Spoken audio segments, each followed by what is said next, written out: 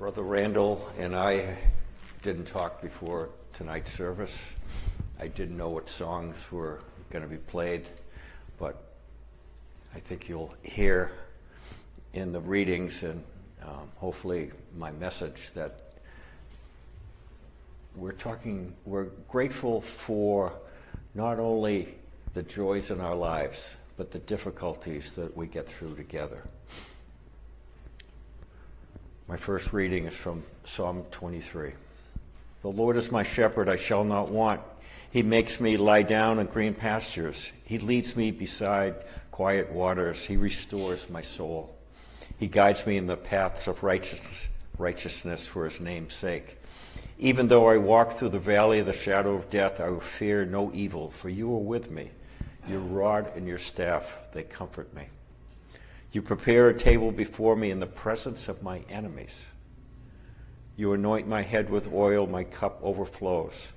Surely goodness and love will follow me all the days of my life, and I will dwell in the house of the Lord forever. My second reading is Paul's letter to Philippians, a common Thanksgiving reading. But remember that Paul is writing from prison, not knowing what his verdict will be. And he writes the most beautiful poetry about thankfulness that is in the English language, I believe. Philippians 4, verses 4 through 9. Rejoice. Paul is in prison, writing to a church that's in turmoil. He begins, rejoice in the Lord always. Again, I will say, rejoice. Let your gentleness be known to everyone. The Lord is near. Do not be anxious about anything, but in everything by prayer and supplication with thanksgiving, let your requests be made known to God. And the peace of God, which surpasses all understanding, will guard your hearts and make your minds in Christ Jesus. Finally, brothers and sisters, whatever is true, whatever is honorable, whatever is just, whatever is pure, whatever is pleasing, whatever is commendable, is there any excellence, and if there is anything worthy of praise, think about all these things. As for the things that you have learned and received and heard and noticed in me, do them, and the God of peace will be with you. Here ends the letter from Paul to his church in Philippi. May the words of my mouth and meditations of my heart be acceptable in thy sight, Lord, our strength and our Redeemer.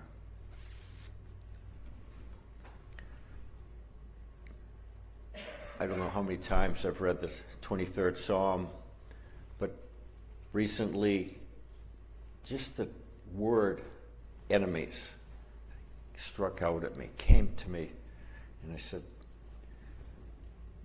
whatever was going on, and we don't know the whole story, but what was ever going on in the writing of the 23rd Psalm, it's in the group with Psalms of Lament. Whatever happened, the writer realized his attitude had changed, and he was thankful for the enemies he would have table with. He was thankful for the difficulties he was going through. He had gratitude, just as the Apostle Paul was explaining to the people at the church at Philippi that having a wider lens, he asked them to look for what is good, what is honorable, the well-being. We hear this often about how healthy it is to have gratitude. Many of us, it's suggested to us when we're depressed or not feeling right, make a gratitude list. And yet, over and over again, we hear in the Bible, it's not just what we have, but what we're going through, the difficulties sometimes, is a deeper look at life.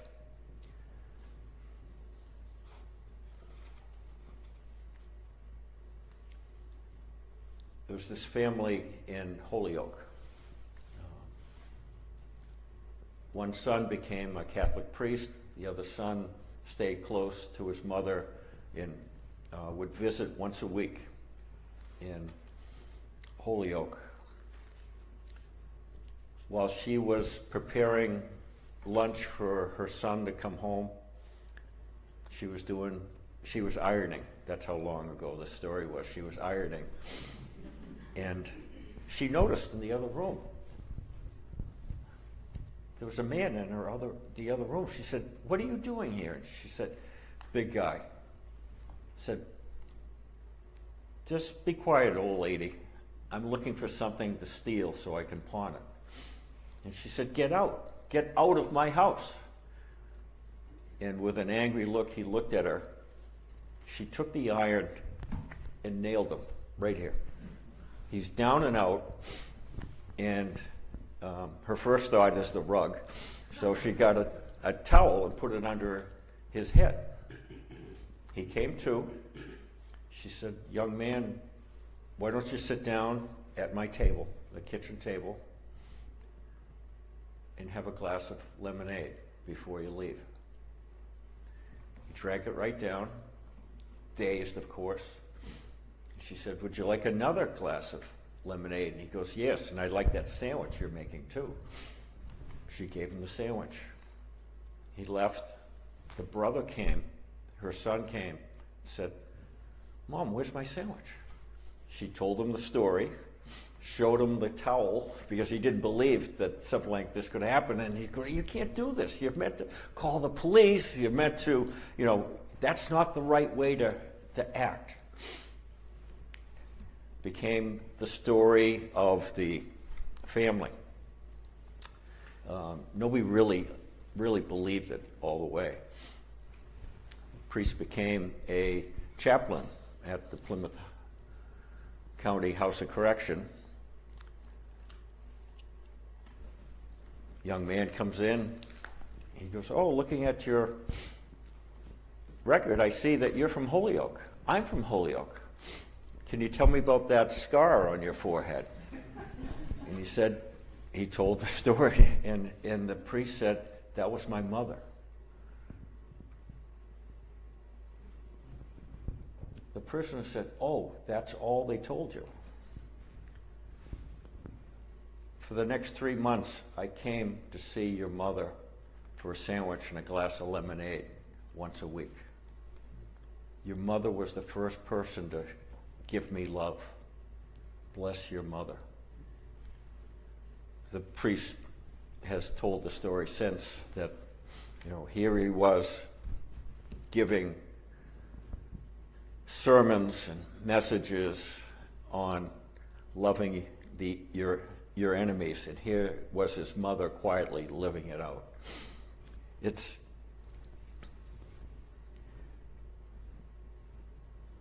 a period of growth, not only growth, but it's almost an impossibility, isn't it? To love your enemies. Martin Luther King, to wish for the happiness of someone, it's not to be in love, it's simply to wish for their happiness.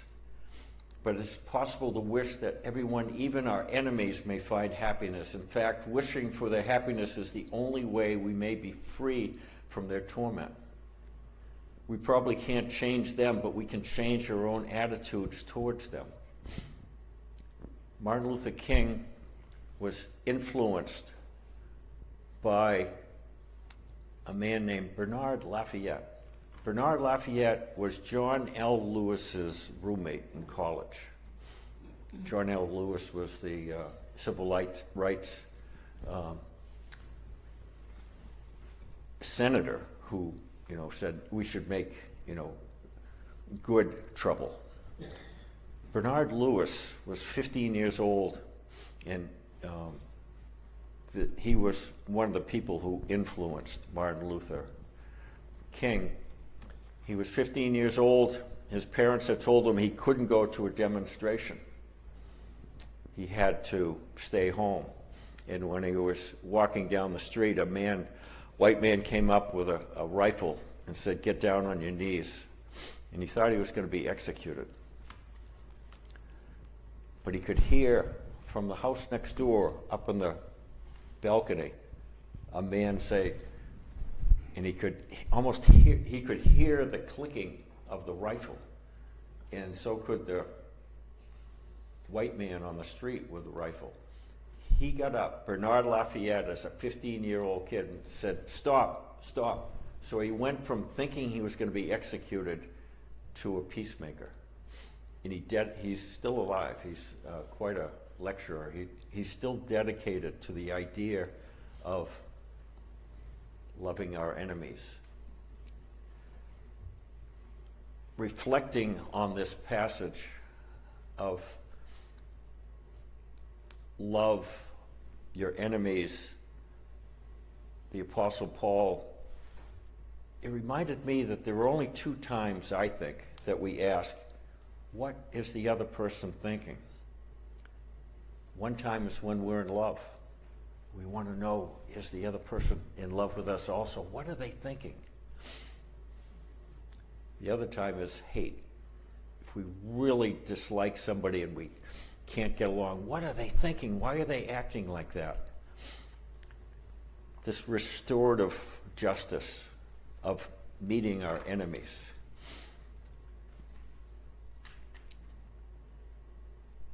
This was in my mind as I went to meet a friend from 60 years ago.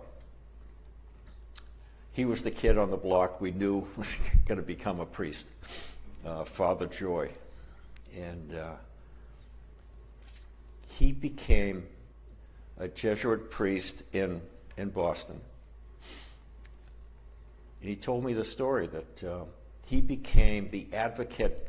You know that famous picture with a person going to be stabbing or piercing somebody with the American flag, the soiling of the American flag?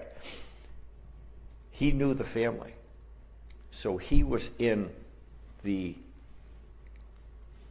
chambers with the judge as an advocate for this young man, with the victim who didn't get speared, but it was obvious that he was a victim of a hate crime. And he said, as the young man's story was told in the chamber with the judge, the victim, a lawyer himself, said, you know, he's been caught up in this terrible action of trying to spear somebody with the American flag on a pole. And he said, you know, prison is not going to do any good for this young man. If you can mentor him and we'll do a probation, I won't press charges. Let's just let this young man become a young man. He had never been in trouble before. There was no court case before that. And that's what the judge agreed to. You know, it's these kind of moments that seem impossible, but it's interesting because I talked to a layperson about what I was going to be presenting tonight, and he said, where does that come from? Where do these thoughts come from people that show mercy on other people? And I believe it comes from the Bible.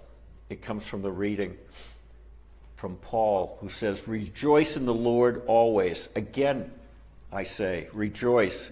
Let your gentleness be known to everyone. The Lord is near. Do not worry about anything, but in everything by prayer and supplication with thanksgiving, let your requests be known to God. The hymn, the song we just heard about blessings, about, you know, we find blessings in the rain and times of difficulty. This story is for Peter Martin, who knew me as a young man. So there I was 12 years old. I was pitching in the Little League championship game against the Spires. And as is today, was then, even though it's the championship game, everybody plays. So towards the end of the game, they bring out this kid who probably didn't get any hits all year, but he was going to come up the bat in the championship game. The pitch was low and outside, and he swung and hit it over the fence to win the game. Over the right center field fence. I know exactly where it went. It was 60 years ago. 2 weeks ago, a person comes up to me at the grocery store and says, "Are you Billy Ketchum?" I was the guy who hit that home run. And he said, "It changed my life." He goes, "Up to that point, I didn't have any success in sports. You know, it was just, you know, my life was, you know, uneventful. But all of a sudden, I felt I could do anything. The confidence that you gave me with that pitch, that I had long ago forgotten it. Except, you know, and for him, the smile on his face, he was back at that game. You know, and often, you know, these resentments sometimes we can hold inside. We forget. And at the blessing songs said a few minutes ago that often those lowest moments, we don't know what God has in plan for us, but it works out. It works out for the best.